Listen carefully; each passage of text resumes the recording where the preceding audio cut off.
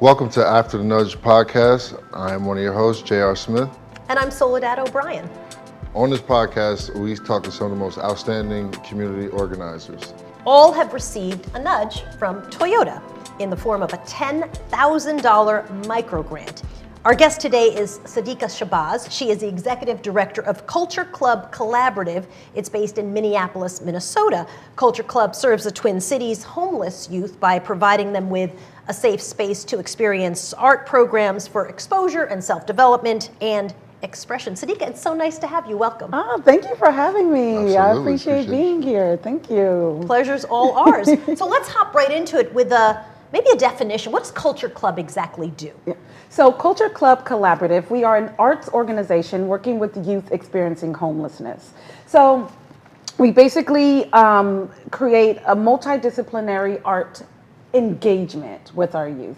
It's very immersive. It's not just, and these are fine, but it's not just like a bunch of art activities like, oh, let's go out and make,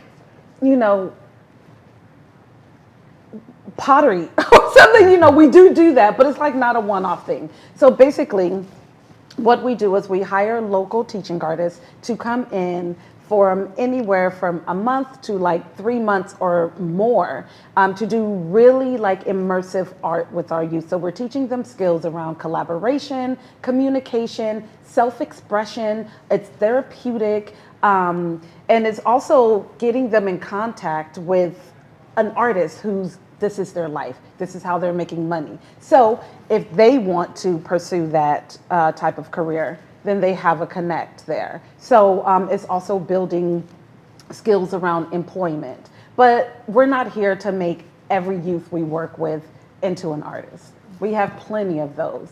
But we are using those skills that they learn through art that they can take anywhere else, like communication, how to present themselves, things like that. And not just communication around jobs, but with other youth, with family, with friends, all of those things. So that's what we're really doing. We're really putting the sugar in the medicine. Where does your passion come from with this, with the art of it all, with you and wanting to express it to the kids and showing them a different way or a different path? Well, I'm an artist myself. I do theater around the Twin Cities. I studied theater. I've been a theater, like I was one of those obnoxious theater kids in high school. Like just doing the most. So like art has always been a place for me around self-expression. I mean, I am one of 7 growing up and I'm towards the end. And That's why you're a theater kid. Oh, very much that, very much that. And so, it really gave me a voice. It taught me how to communicate with people. It really taught me a lot about myself. Theater did. And so I feel like any type of art, and we do a range of art there. We do murals, like I mentioned, pottery, spoken word, open mic. Right now we're doing sewing, where it's going to end in a fashion show in December. So they're learning those skills and branding and all of that. So we do all different types of art, and I know how much it's helped me. And a lot of these youth, they'll come in and they are feeling anxious, depressed, upset. They're in survival mode all the time. I mean, they sleep in shelters, on the street, with friends. A lot of them are from out of state. They've lost connection and community with those that were supposed to provide that safe place for them, just as when they were little. And mind you, we're working with like 16 to 24-year-olds, so they're still young. They are true youth. A lot of them have left high school and things like that. And so I know what it's done for me. And when they step into the room, all of that is gone. They're channeling it through their art. They are always, we check in all the time. And if they're feeling like a 5, they are always feeling a lot better than when they came in, 9s and 10s, and it's a place for them to release, to get it out, to channel a healthy way, to channel any of the negative feelings, that they have gone inside of them. How many young people are we talking about? Because obviously homelessness, I mean, it's literally Yeah. a headline in almost every single major city in Oh, America yeah. at this moment. You're focusing mostly on young people who are homeless. What numbers are you looking at in Minneapolis? You mean just on the street or that we work with? Maybe both. I'm curious what the numbers are. There's about, I do know this. On the street, roughly about 1,000 youth on the street every night. Wow. Roughly, maybe even more now actually, especially after COVID and 2020, all of that. And we work personally with anywhere from like 300 to 500 youth through the year. A lot of them are reoccurring, which is great. A lot of them just come and hang out maybe for the day. Sometimes it's very sporadic because they are transient youth. And so yeah, we work anywhere from 300 to 500 a year, which is great. It's like, please come, and it's completely free what we offer. So we always provide food. As much as we can, we provide stipends for our youth. So if we're working on a project, a mural, or putting on like any community events, we're paying our youth as well for their time. And this is, they can go and get a hot meal later on. Maybe they can like stay at a hotel or something, those who have cars, put gas in the car. We have a lot of young parents. We provide daycare for them as well. So they don't ever have to choose to do this or that. You can do it, you can do both. You can have it all, and it's just all about providing access to our youth as well. How do you change that perception of people to want more people like yourself to help the youth and help homeless people in that situation? Because there's a stigma around it where people are looking down upon the next, or just, lack of better words, not as empathetic with the homeless. And how do you view that? How do you try to change people's minds and perception of that? Yes, that is very true. A lot of our youth are POC youth as well that we work with that come through our doors. And People of color, for Yes. everybody who doesn't know what POC yeah, stands for. yeah, a lot of, yes. And it's unfortunate because we also work with a lot of males. And so it's unfortunate, like you see them out and you think, oh, I'm going to get jumped, or I'm about to get robbed, or whatever, what have you. And it's sad because a lot of the time it's either that or they're not seen. So what we do is we provide a platform. We're not here to save them. I guess there's help in some way, but I don't even like to use that word. We're here to support them. So what we do is we provide a platform for them to use their voice. So right now we're also like building a podcast called For the Culture as well. And so this is a place where they can really share their feelings, their insights, their experiences, because it's humanizing them. And so that's what we're putting out into the world. These are human beings. They have feelings, they have dreams, they have desires. None of them want to be in this position. And that's why we say they're experiencing homelessness, because it's just an experience. This does not define you. This is what you're going through now. And we're here to support you to go and get like housing stability and things like that. So I think it's really giving them a voice, going out into the community as well, connecting them with other organizations and partnering with other organizations, partnering with the city, and just having them really have a true platform to share who they are, because then it's like maybe that stigma slowly is like getting taken away. JR kind of referred to this in his last question, but I think people sometimes really hate poor people or people who are struggling. They just, I don't know how to put it any different way. Like they lack the empathy. And sometimes I see that translate into, they don't deserve art. They don't deserve music. Let's put them in a program, get them a job, get them housed, but not like things that are beautiful or things that are expressive. That, they shouldn't be focused on that. That's fluffy. Yeah. That's not important. Yeah. And unfortunately, that is what a lot of people see. It's like, oh, I don't want to see it, or no, get out, work, but it's like, what about nurturing those things around like empathy that they can share and show through their art, nurturing their voice. Like I remember growing up, I was always told, go to college, go to college, go to college. Okay, I went to college, but before that I was like, wait, so how do I get there? And I feel like through the arts, that's what we're doing. We're teaching them how to get there. So if they want to go out and get that job, if they want to have like positive relationships, social justice, all of those things, we're doing that through our art. So if you are saying, hey, go out there, get a job, just do this, do that, well, we're showing them how to do that. We're giving them those tools, we're building those skills, and this is just a pathway for them to be contributing like human beings, to be great human beings, to be focused on their community and bringing positivity and light to their communities. But not just that, for them. It's also just for them. It's okay if they want to create something and keep it for themselves. Why not? Who wants to turn from a beautiful thing? Who wants to turn away from that? And so, and they're also receiving, or they're also acknowledging the beauty in themselves. One thing you said that really resonates with me is like you're supporting them. You're not helping them. It's much more of supporting, like service almost, right? Like not, much more service in building up their self-esteem and their own courage to go out and do the things that they are quote unquote supposed to be doing or need to be doing from the next person's eyes.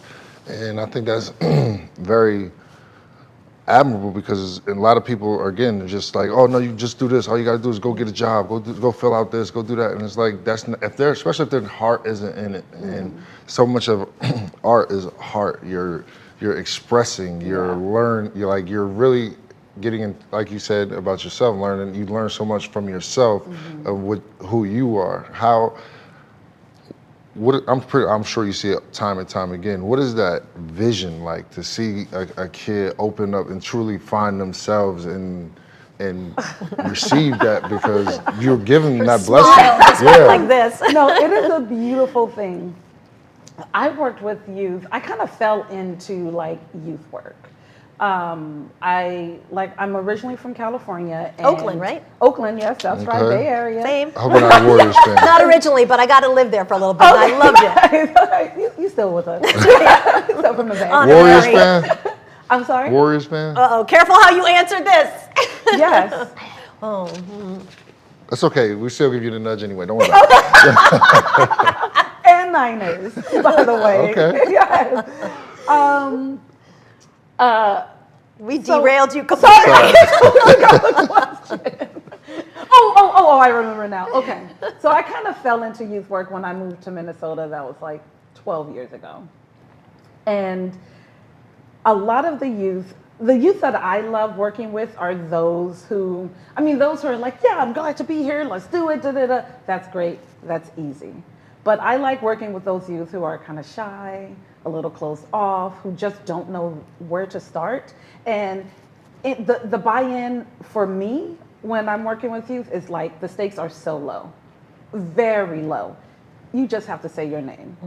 You don't have to say how you're feeling or anything like that. Oh, we're doing a writing activity. You are afraid to share? Just share one sentence.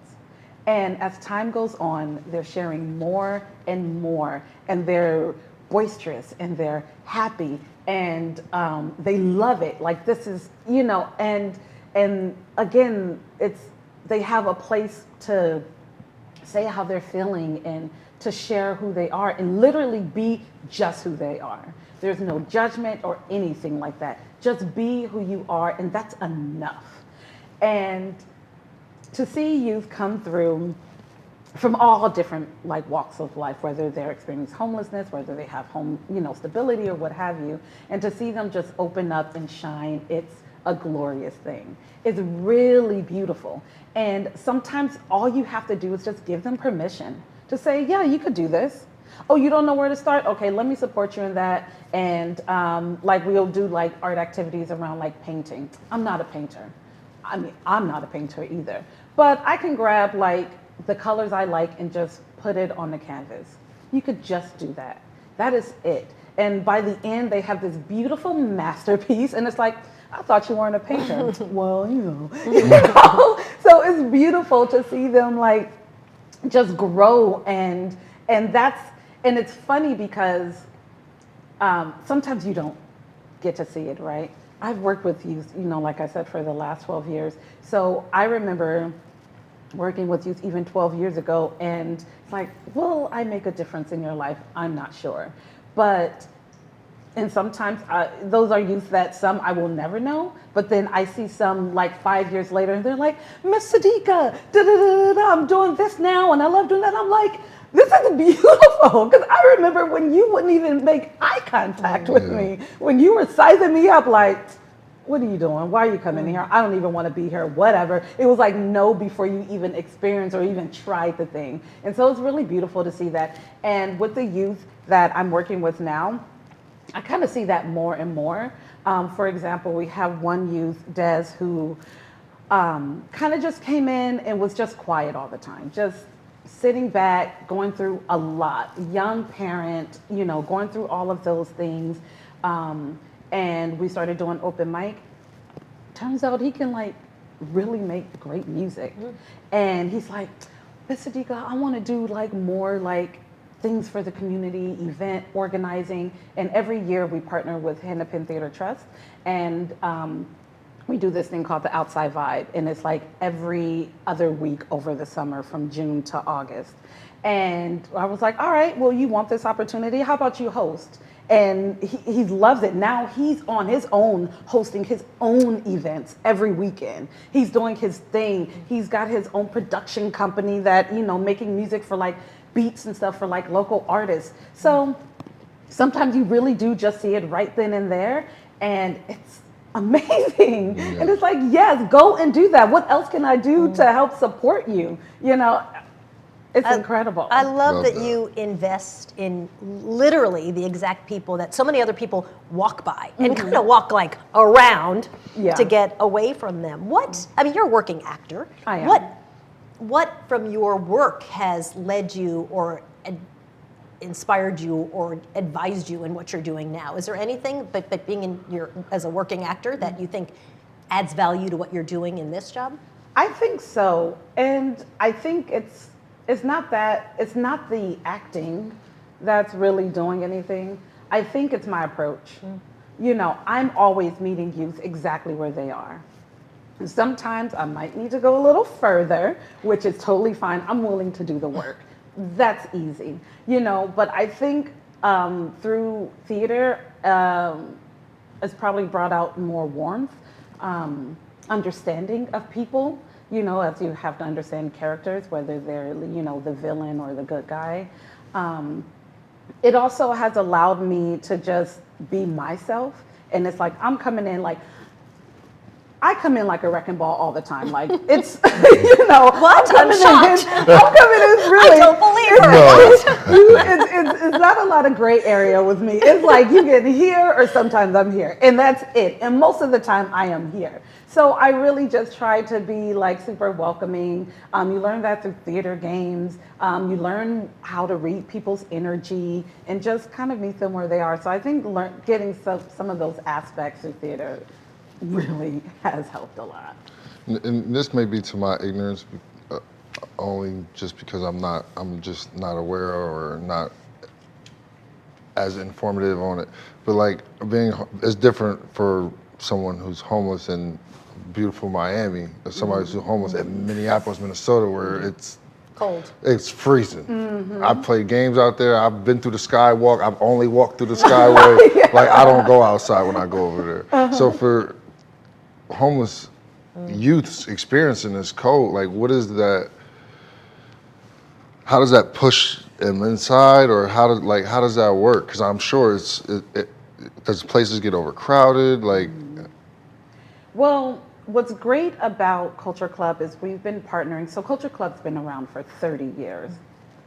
And we've partnered with YouthLink that whole time. And so YouthLink provides a lot of other services. So we'll do the art and therapy and things like that, but YouthLink provides like housing, can give lifts, basic needs. They also provide food along with us, showers, and they provide a place for you to go to like 5 days a week as well. So what's great is that they can come in and get a hot meal, do laundry, get a shower, and also help in finding places for them to sleep, whether it be shelters, whether it's finding like their apartments and things like that. So yes, the summers are harsh, and we think about that. We're thinking about what we are providing as Culture Club for them to get through the winters. Did I say summers? I meant winters. The winters are harsh. The summers are humid AF, but we do have a harsh winters. And we also think about, it's dry out, skin is cracking. Let's teach them how to make their own body butters. Things to really make, hand sanitizer, candles, things to really make them feel homely, to feel like, okay, I've got something here. I'm just not without anything. And blankets, crocheting, like all of those things. And they're drawn in because it is a welcoming place. It's a place where they can come in out of the cold and be there for several hours, several days of the week, and we're consistent. And that's a really great thing too. We're not just, okay, we're just gonna be here. We're not a pop-up. We're consistent. So they have a place that they feel like home. And a lot of the time, I've heard so many youth be like, oh, this feels like family. So even with my staff, we're a very small organization. There are only 4 of us running this thing. And we come in, we hug each other, our staff, we hug our youth, we bring them in, and I think that really helps get through these harsh winters too. You were nominated and voted on online, got a ton of support, and then Toyota gave you the nudge, Yes. which was a $10,000 micro grant. Talk to me a little bit about the impact of that money. What were you able to do with it? Oh, thank you, Toyota. Where's my camera? No. The actor Yeah. said, I love it. Where's my camera? What was great, it's, like I said, we're a small organization. Our budget is like tiny. Any little bit helps. We can always use money to do something. And so what we did with these funds is we started our open mics again, which was really great. We did actually a few things. So one of the things is we use part of it to do our open mics again, where youth come in and they're doing, poetry.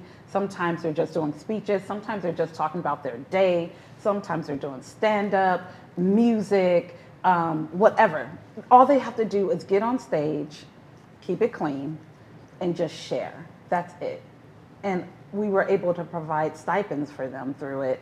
As it came on stage, it was like, that's okay. If you want to get on stage and just say just a little bit about yourself, what you did today, share a piece of art that you created, great. All you have to do is just be yourself. So we're able to provide stipends for them for that. Like I said, we're working on a fashion show this year, but last year it was our first time doing that as well, doing sewing. So we were able to have a teaching artist come in, teach our youth to make original clothes, like their own clothes. Think about branding, what they like to wear, what they want people to see. And so we were able to use part of it too to put on this fashion show, which was great because they went through the whole thing. They picked their models.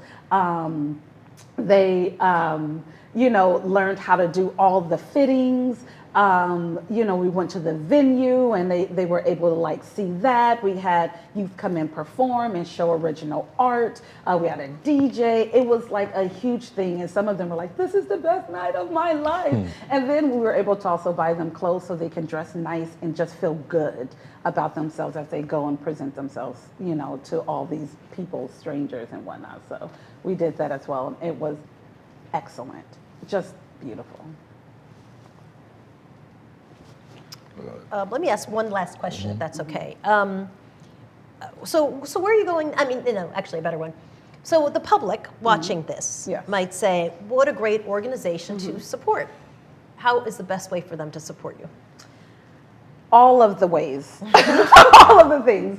Obviously, donating is going to go a long way because the majority of our budget go towards the youth, towards the organization, like towards all the programming that we do. So donating is going to be great. But not just donating money, supplies. Like I said, we're an arts organization. Any type of supplies, we'll figure it out. We'll do something with something, Time, if you want to come and volunteer, donating your time. If you have a special skill, so we hire teaching artists, like I said. Even though all of us are artists who work at Culture Club, it's hard to like teach and run the thing but if you are an artist and you're like, you know what, it would be great to bring this like art skill to Culture Club, that partnering with us would be great because we want to create more community and create tribes for our youth as well. So partnering with us would be great. Those are just some of the ways. Excellent. Sadiqa, amazing. I mean, I'm just, I love a person who sees the humanity in young people who I think just a lot of people forget about and would like to forget about. So congratulations for you and your team for what you're doing. It's Absolutely. amazing. Congratulations for sure. Thank you for coming and sharing your story. Let everybody know the website though and your socials so we can follow, Yes. donate and Thank you. Yeah, cultureclub.org is our website. With Ks. Yep, culture with a K, club with a K. You can find us on like TikTok, Facebook, Instagram at Culture Club with a K, Culture with a K and Club with a K. So just Culture Club. Thank you, Sadiqa. Yeah. And thanks to all of Appreciate you for following After the Nudge podcast. We appreciate it. thank you for following After the Nudge podcast. We appreciate y'all. See y'all later.